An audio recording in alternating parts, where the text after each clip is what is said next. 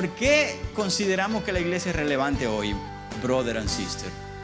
Si tú te encuentras con mucha gente que no cree en Dios o que simplemente te dice, sí, yo creo en Dios, pero ¿para qué la iglesia, man? Congregarse, ¿y para qué? Eso, ahí es lo que hay gente hipócrita. O ahí esos son unos ladrones. O ahí eso.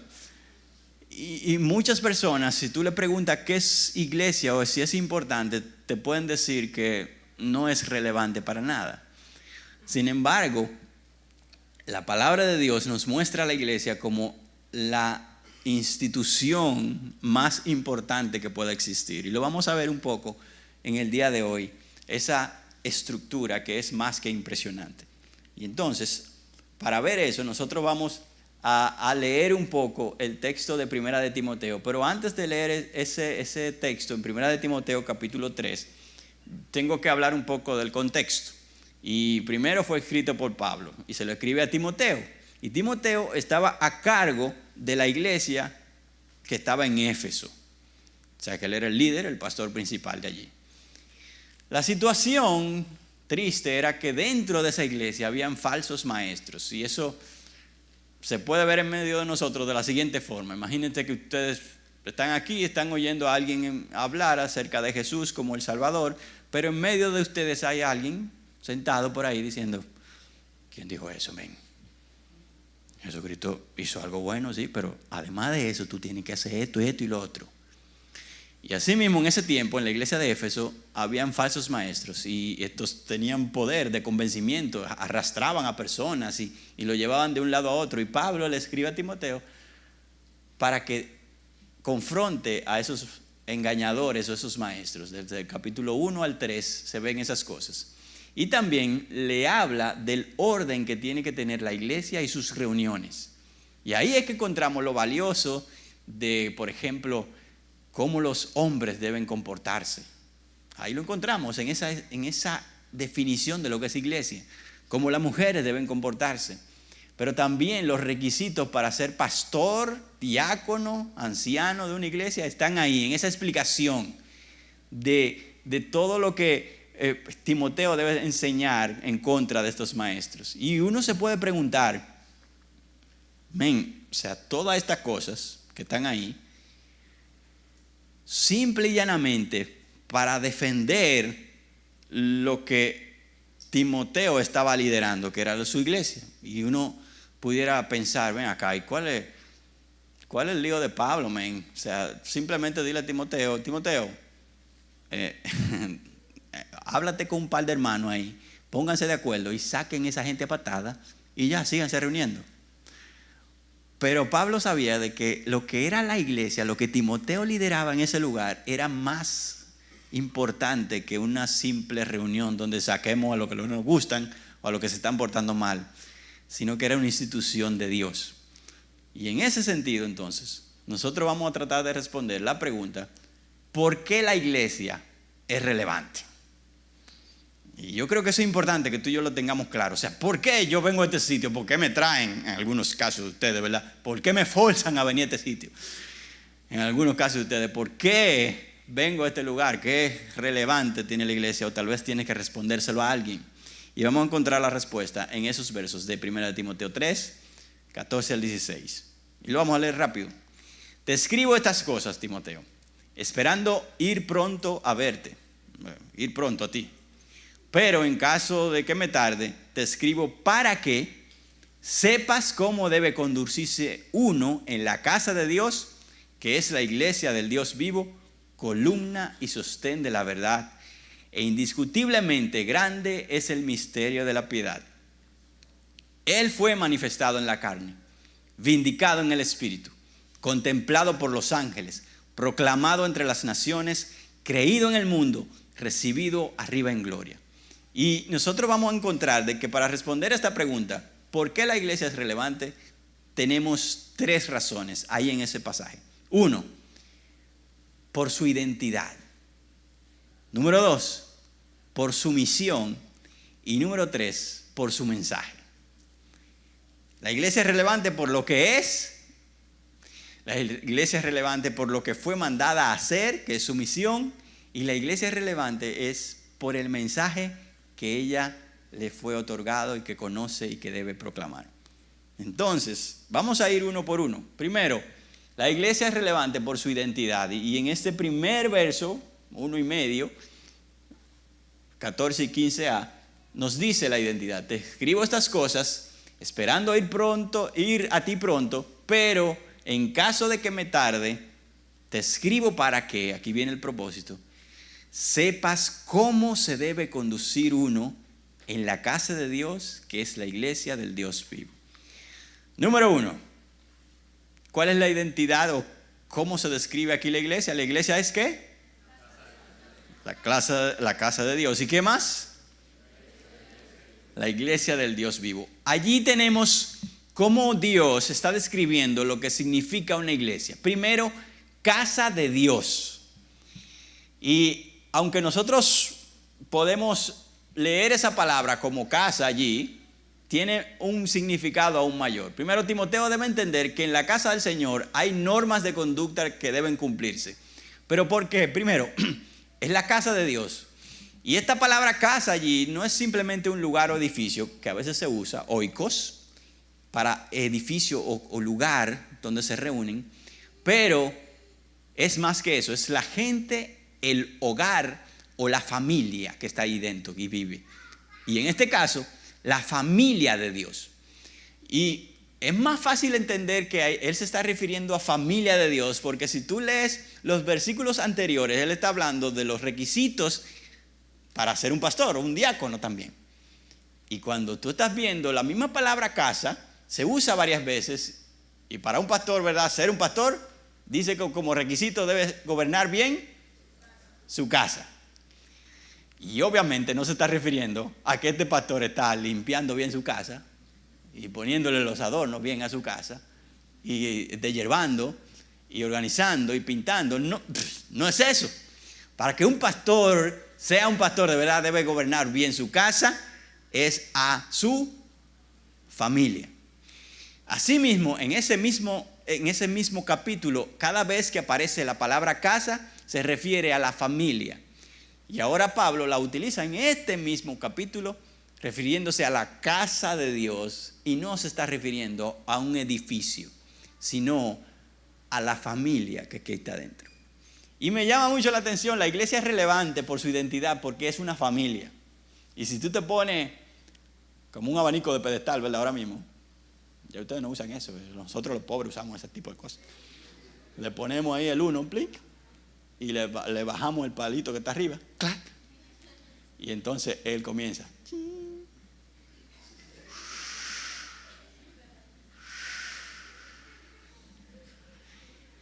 Y si tú te pones así mismo ahora y chequeas a tu alrededor como un abanico de pedestal y chequeas las caras, algunas muy llamativas, otras no tanto. No te quedes mirando esa que no tanto. Pero Dios dice que ese o esa son tu familia en Dios. Amén. Esto es algo profundo, porque ustedes saben que en la iglesia la gente se dice hermano, ¿verdad? Dios te bendiga, mi hermano. Te bendiga, hermana.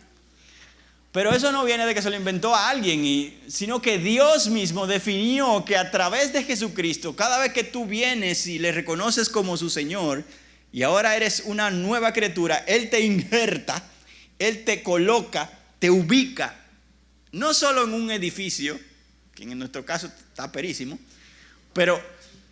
sino en una familia. Y cuando yo estoy en esa familia ahora, el que está al lado mío tiene un padre que es el mismo mío también, Dios. Por tanto, cada vez que veo a alguien aquí, yo no lo veo como el tipo que vino al Gap, la muchachona que llegó al Yard, bueno, no voy a decir más. Pero sino que los veo como familia mía, mi hermano que está ahí sentado. ¿Hizo un chiste malo? Sí, pero es mi hermano. A Joel se le salen los gallos, sí, pero es mi hermano. Cada uno de nosotros, Dios nos define como familia, y entonces debiera verlos de una forma diferente. En mi día a día, en mi caminar, viniendo a este lugar, casa de Dios, familia de Dios. Alguien, aclarando bien de que este concepto es correcto, llamado Philip Towner, un teólogo, dijo que la sugerencia de que se refiere solo al lugar de reunión de los cristianos es extremadamente improbable en vista de la analogía dibujada entre la iglesia de Dios, en este mismo versículo, y la familia del supervisor, o sea, del anciano, overseer, como en inglés se diría, obispo. Entonces, se está refiriendo a este hogar y a esta casa. Yo sé que para algunos de nosotros, el ver una casa, mi hermano en mi casa, mi hermana, para algunos de nosotros es un reto. Pero si somos familia, mis hermanos son un... yo me llevo mejor con mi amigo del lado o del colegio que con ese hermano que me toca. O para algunos de nosotros también, tristemente, vemos nuestros padres y vemos un lío, o sea, es un problema. El que yo sea descrito como familia por Dios me tiene a Dios como padre y no es como mi padre, mi papá que está aquí, un hombre con errores, sino un padre ideal. Y hermanos a la luz de Dios y en Cristo, que son y deben ser tratados como si fuera Cristo mismo. Incluso Cristo nos llama hermanos y amigos a nosotros, hermanos. ¿De dónde? Pero Él honró el significado de lo que es la familia de Dios. Tú eres familia de Dios, tú eres mi hermana y tú eres mi hermano. Número 1, ¿verdad? Si Dios entonces nos define como familia, la familia de Dios es de Dios, pertenece a Dios. Número 2, Él es el Señor y Él es el papá, Él es el Padre. A Él rendimos respeto, autoridad. Y Él habita en medio de ella, en nosotros. Número 2, sigue diciendo el verso de que esta es la iglesia del Dios viviente. Eclesia en griego se dice así, que significa congregación, reunión o asamblea, o llamados fuera, separados. O sea que en resumen, cuando hablamos de iglesia, es una congregación, una reunión de personas que han sido llamadas fuera del mundo y separadas para Dios. Eso eres tú y eso soy yo. Y cada vez que me reúno con ustedes, la lucha que yo tengo de haber sido separado de este mundo, yo la puedo compartir con ustedes claramente. Me está dando trabajo con las tentaciones que yo tengo allá en casa o con los muchachos. Eso mismo está pasando conmigo. Yo también, sí, porque tú eres iglesia. Tú también has sido llamado fuera y te identificas con lo que yo estoy viviendo. Si eres iglesia. Y entonces, todos los que somos llamados iglesia, su palabra significa reunión de esas personas y cada vez que nos reunimos tenemos muchas cosas en común. Y eso es una gran ventaja que tú y yo tenemos. Porque yo no sé si te estás dando cuenta de que los grupismos en el mundo y en nuestro día a día son rechazados, ¿verdad? A mí no me gustan los grupismos. Pero viejo, la gente del jazz no se junta con la del GAP. Estoy poniendo un ejemplo, ¿verdad? Los universitarios o los de tan apellidos no se juntan conmigo. Y eso no está bien. Ahora bien, en la palabra de Dios se nos define a nosotros como elegidos, llamados fuera y que tenemos muchas cosas en común. Pero eso no quiere decir que somos un grupito aparte y decimos, tú no eres de nosotros, men, fuera. Tú no eres cristiano, men, no, para allá. No, yo comparto con los no cristianos y con todo el planeta Tierra muchas cosas en común también. Ellos son pecadores, yo soy pecador también. Ellos tienen necesidades, yo tengo necesidad también. Ahora, con el cuerpo de Cristo que se llama iglesia, yo comparto muchas cosas más. Tenemos un mismo Señor, un mismo Espíritu, tenemos un mismo deseo, honrar al Rey. Y eso es un palo. Porque si con alguien yo elegiría ser transparente y honesto y decirle todas mis luchas, es con alguien que se llama iglesia. Yo puedo tomar a alguien de panas, el más pequeño, y yo puedo decirle, brother, ora por mí. Y ese brothercito, si es pequeño o si es más grande, porque hay panas más grandes que los del Yal, ese puede entenderme y decir, sí, Joel, yo también oro por ti. Y no importa de cuál sea, pero tengo más cosas en común, porque soy iglesia. Entonces, recuerda algo. Recuerda, si olvidamos nuestra identidad, perdemos nuestra relevancia. Si tú te olvidas de quién tú eres, dejas de ser relevante como lo que Dios te definió. Entonces, el olvidar quiénes somos, familia de Dios, separados por Dios para unirnos con otros llamados también, pierdo entonces el sentido y la relevancia. Entonces, una iglesia necesita saber eso.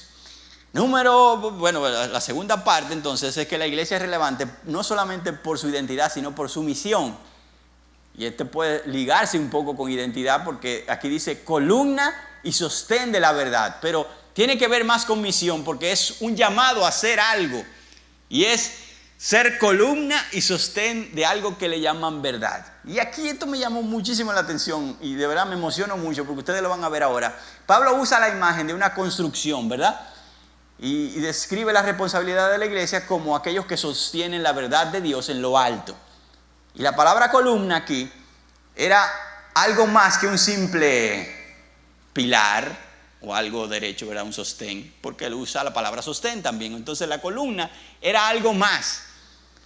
Y ahora nos vamos a poner en el tiempo de Éfeso, donde estaba Timoteo leyendo esta carta, y vamos a pensar en columna.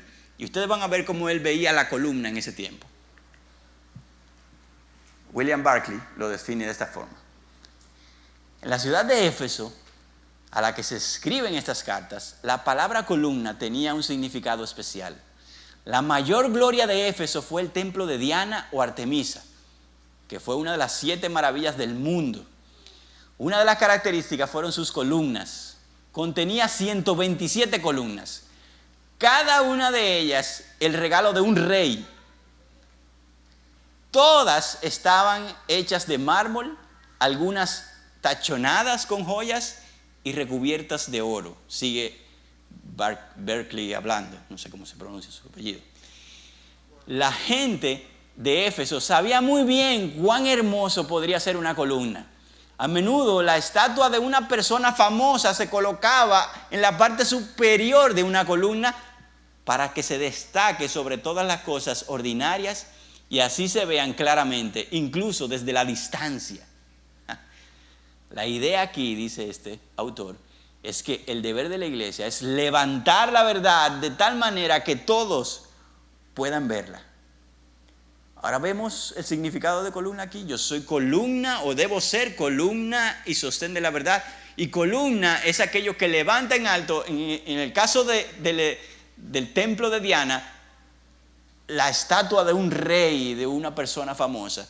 Y en mi caso, como iglesia, levanto en alto la persona de Jesucristo y la hago lucir, que se vea a distancia. Por ahí viene un hijo de Dios.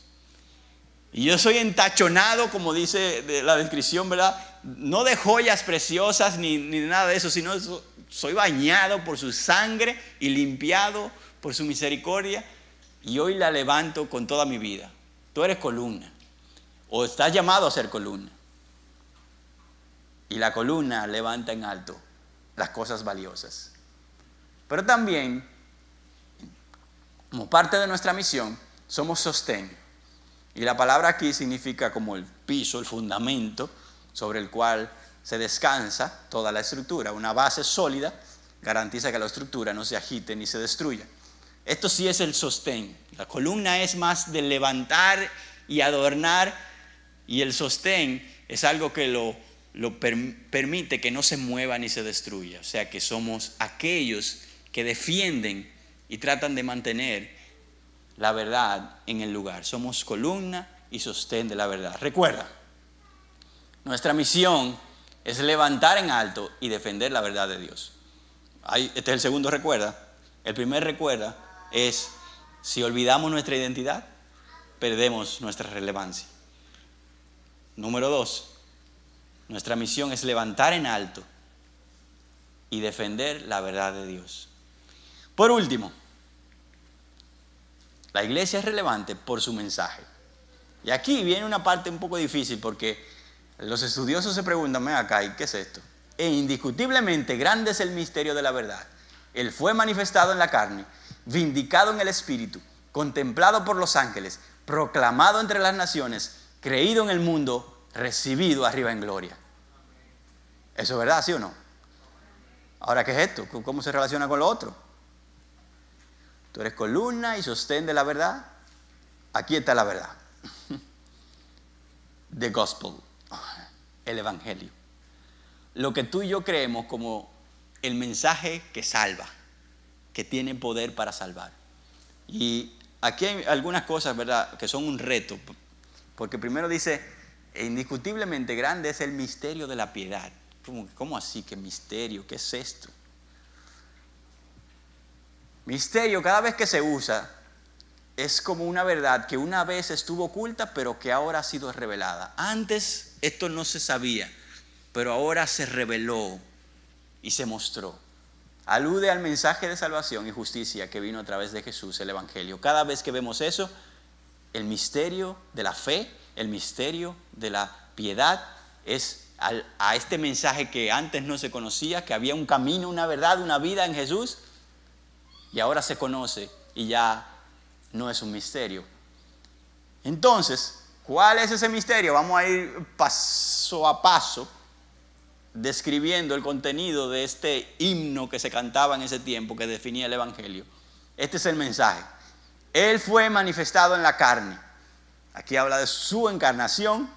Él fue revelado, hecho visible en carne y afirma la preexistencia de Cristo. O sea que antes Él existía, pero ahora Él fue revelado, Él fue manifestado en carne. Antes existía no en carne, sino en otra forma, en espíritu, y ahora se conoce en carne. Su encarnación, ese es el mensaje del Evangelio. Él fue vindicado en el Espíritu. Se refiere al trabajo del Espíritu Santo vindicándolo, o sea, defendiéndolo y resucitándolo en la muerte. Ustedes conocen esto, de que Dios en el poder del Espíritu resucitó a Jesucristo de entre los muertos. Él fue contemplado por los ángeles. Y aquí me llama mucho la atención porque yo no me había dado cuenta hasta que estudié aquí que los ángeles están en todos los lugares de la historia de Jesucristo. Él nace y ahí están unos ángeles cantando. ¡Aleluya, Hosanna! Y los pastores así, ¿qué es esto? Él está en la tentación y los ángeles están ahí, ayudándolo al final de la tentación, trayéndolo y confortándolo. Él está en el Getsemaní y allí sudando como grandes gotas de sangre. Allí están los ángeles también. En su resurrección hay ángeles, en la ascensión hay ángeles, e incluso en la celebración en el cielo, en Apocalipsis hay ángeles. Por eso la Biblia habla claramente de que Él fue contemplado por los ángeles. Y yo no me había dado cuenta de eso. O sea, ángeles por todos lados. ¿Habrá alguno aquí? No, Miguel Ángel está ahí. Sí. Pero ciertamente esto es la vida de Jesús contemplada desde el punto de vista de los ángeles. También proclamado entre las naciones y creído en el mundo. Y esto es algo increíble, hermano. Cuando tú te pones a revisar la historia. Los primeros discípulos, ustedes saben quiénes son, pecadores y letrados, pero fueron transformados de hombres temerosos a valientes predicadores de la verdad, que en tan solo 70 años, después de la muerte de Jesús, todo el mundo conocido en ese momento fue alcanzado, con muchos creyentes en Jesús, muchos creyeron en Él. Para Dios esto es algo normal, porque Él puede usar a quien quiera. Pero realmente Él fue anunciado y proclamado y creído en este mundo a través de estas personas. Y recibido en gloria. El mensaje del himno entonces, de este himno que resume el Evangelio, termina con la ascensión y glorificación del Señor. Y Matthew Henry dice, esta es la corona de la exaltación. La corona de ver a Jesús en el lugar que se le corresponde. Ya no es un siervo golpeado ni humillado por los hombres, sino que Él es el Señor y Señor de señores. Ese es el Evangelio. Esta es la verdad que tú y yo sostenemos y levantamos en alto como columnas y sostén de la verdad. Él murió Él se encarnó, Él fue contemplado, Él resucitó y Él ascendió a los cielos. Y a través de Él, el mundo cree y el mundo se salva. Tú y yo somos esa familia que tiene ese mensaje, tiene esa misión. Entonces, amados, en nuestro reto de ser una resistencia en este mundo, necesitamos la familia. Pocos de los que estamos aquí hemos llegado a la edad que tenemos, a la corpulencia que tenemos, a todo lo que tenemos sin familia. Todos hemos necesitado una familia. En el crecimiento humano. En el crecimiento espiritual, tú te mueres sin familia. Tú no vas para ningún lado sin la familia de Dios. Benditos sean ustedes que tienen familia de Dios hasta en la misma casa. Cuando yo creía en el Señor, yo no tenía familia en la misma casa. Muchos aquí tal vez están igual que yo en ese momento. Yo era el único cristiano. Mi papá de una vez me dijo, ¿para qué tú vas para esa iglesia? ¿Te gusta una muchacha? Dime. No, papi, no, que yo conocí. Mi mamá, pero ya tú te bautizaste, ¿qué tú te bautizaste? Yo te bauticé cuando tú tenías 5 años. Digo, de 5 años no, eran como 3, porque era pequeñito. Lo que pasa es que yo nací con problemas y esa es otra historia que no le voy a contar. Pero me bautizaron cuando chiquito y mi mamá estaba peleando. ¿Cómo tú te bautizaste de nuevo? ¿Tú no vas para allá? Y en ese momento, ojalá que a usted no le toque, pero le tuve que desobedecer. Y me fui a bautizar. Pero en mi casa, mi familia no era cristiana. En tu caso sí. Tienes familia de Dios en tu propia casa, en algunos de ustedes. Pero además de eso, tienes familia de Dios en este grupazazo que está aquí. No te voy a pedir que seas un abanico de pedestal de nuevo para que lo veas. Pero esta es tu familia. Y la familia se necesita el uno al otro. Y la familia, juntos tienen la misión entonces de ser columna y sostén de la verdad. Y también de llevar este mensaje del Evangelio. Cuando comenzamos ahora el periodo de grupos pequeños en Vida Joven, en Panas, en Gap y YAT, queremos vivir lo que es una familia. Queremos orar con la familia. Queremos conocer la verdad de Dios con la familia. Y que si yo digo algo, por ejemplo, ora por mí que me está yendo mal en mi trabajo. Otros, como familia mía, se extienden la mano y dicen, yo oro por ti. O tal vez me pueden decir, yo estuve ahí también. O yo estoy ahí también, oren por mí también, por favor. Pero somos familia. Juntos nos han dado una misión. Y en esos grupos pequeños vamos a hablar de esa misión. De cómo yo puedo ser columna de la verdad y sostén con mi vida entera y con mi boca. Y que nos animemos juntos a vivir la misión que Dios nos ha dado como eclesia. Y juntos vamos a recordar el mensaje. El mensaje que ha traspasado siglos, que ha tocado a millones y millones de personas. El Evangelio de Jesucristo. Que voy a hacer una nota aquí antes de cerrar. Que en muchas ocasiones la eclesia que supuestamente somos desconocemos. Y hacemos una pregunta, ¿qué es el Evangelio? En este grupo de jóvenes cristianos de la IBI. Y podemos preguntar, ¿qué es el Evangelio? Sí, eso es los mandamientos de Dios que hay que cumplirlo. ¡Men! No, ¿qué es el Evangelio? Sí, es la voluntad de Dios, eso es la voluntad de Dios que Dios. ¡Men! El Evangelio, buenas noticias significa, y las buenas noticias vinieron a través de Jesucristo. Si no menciona a Jesucristo en el Evangelio, no es Evangelio. Número 1. Número 2, la obra. ¿Qué vino a hacer Jesucristo? Eso es el Evangelio. Lo que Él vino a hacer. Vino a salvar pecadores. Y si tú puedes añadirle tú mismo, de entre eso yo soy el primero, como dijo Pablo. Yo estoy ahí en ese grupo.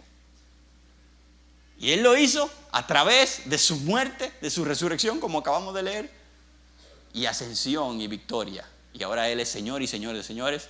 Y todo aquel que cree en Él será salvo. Eso es el Evangelio. Y para eso nos vamos a reunir. Para vivir la familia de Dios. Para ser motivados a ser columna y sostén de la verdad. Y para creer, vivir y ser impactados, creyentes o no creyentes, con la verdad del Evangelio. Así que quiero motivarte a que no faltes en ese periodo de tiempo.